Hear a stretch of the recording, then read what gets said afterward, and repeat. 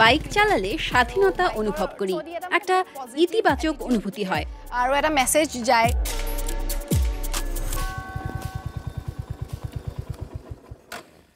My name is Bhagyashree Bora.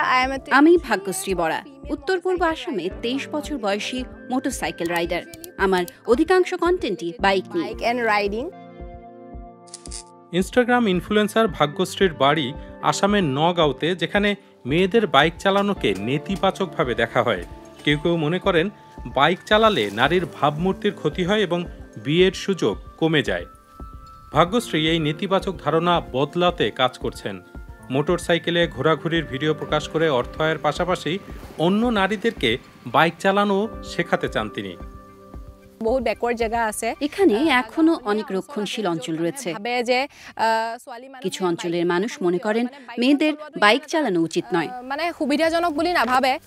তবে পরিবারের অস্বস্তি সত্ত্বেও ভাগ্যশ্রী এগিয়ে গেছেন এবং 21 বছর বয়সে বাইক কিনেছেন। প্রথমবার বাইকে চড়ে বিশেষ কিছু অনুভব করেছেন তিনি, আর তা হচ্ছে স্বাধীনতা।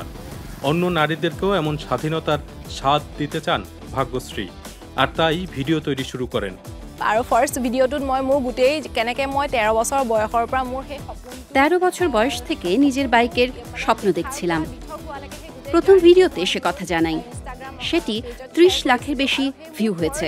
ভিডিওটোৱে প্ৰায় 3 মিলিয়ন মান ভিউজ আহিছিলে। মানুহৰ ইমান বেছি ধুনীয়া ধুনীয়া কমেন্ট, অনেক মানুষ ইতিবাচক মন্তব্য করেছেন, ফলে আমি উৎসাহিত হয়ে ভিডিও তৈরি অব্যাহত রেখেছি। কন্টেন্ট ক্রিয়েশন করিবলে ভ্রমণের সময় যা কিছু মজার সবকিছুই ভিডিও করেন ভাগ্যশ্রী।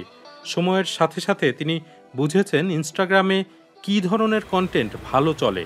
মাঝে মাঝে তার এক বন্ধু ভিডিও সম্পাদনায় সহায়তা করেন।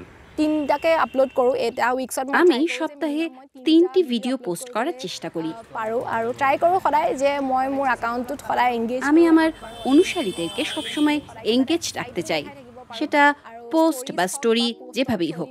মই তেখেতসকলক ভাগ্যশ্রীর কাছে মোটরসাইকেল চালানো শুধু ঘোরাঘুরির ব্যাপার নয়, বরং স্বাধীনতা এবং ক্ষমতায়নের ব্যাপার। এজ এ ছোৱালী যদি বাইক এখন চলাই বিভিন্ন জায়গা ঘুরিব পারো, বিভিন্ন আমরা নারীরা বাইক চালিয়ে ঘোরাঘুরি করতে পারলে তা সমাজে এক ইতিবাচক বার্তা দেয়, আর এভাবে আমি নারীর ক্ষমতায়নে কাজ করছি। তেনেকে আমি গোটেইখিনি এম্পাওয়ার কৰিব পাৰো। তবে রক্ষণশীল সমাজে নেতিবাচক প্রতিক্রিয়ার মুখোমুখিও হয়েছেন ভাগ্যশ্রী।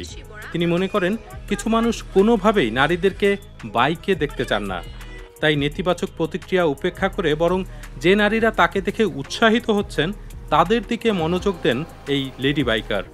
তার চ্যানেলও ক্রমশ বড় হচ্ছে। অনেকে আমাকে বলেন যে আমার কন্টেন্ট দেখে তারা শুধু ভিডিও তৈরিতেই উৎসাহিত হননি, নতুন বাইক নিতেও আগ্রহী হয়েছেন। এসব শুনলে আমার অনেক ভালো লাগে। আমি খেয়াল করেছি বাইককে শুধু পুরুষের ব্যাপার ভাবেন অনেকে। আমি যখন সম্প্রতি লাদাখের কঠিন পথ বাইকে ঘুরলাম, তখন তরুণরা, বিশেষ করে মেয়েরা বলল, দারুণ, তুমি পারলে আমি কেন পারবো না? আমি কিও নোৱাৰিম। ভারত জুড়ে মেয়েদের মধ্যে মোটরসাইকেল চালানোর চর্চা বাড়ছে। কিছু অঞ্চলের অনেক নারী গত 1 দশকে বাইক কিনেছেন।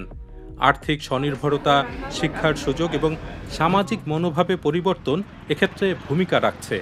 ভাগ্যশ্রী আসামেও নারীর জয়যাত্রা দেখতে চান। তিনি মনে করেন বাইক চালানোয় তারা আজও পিছিয়ে রয়েছেন। সোশ্যাল মিডিয়ায় তার অনুসারীর সংখ্যা 3.25 লাখের বেশি। ইনস্টাগ্রামে মনিটাইজেশন, কোলাবোরেশন এবং প্রোডাক্ট প্লেসমেন্টের মাধ্যমে অর্থ আয় করেন তিনি।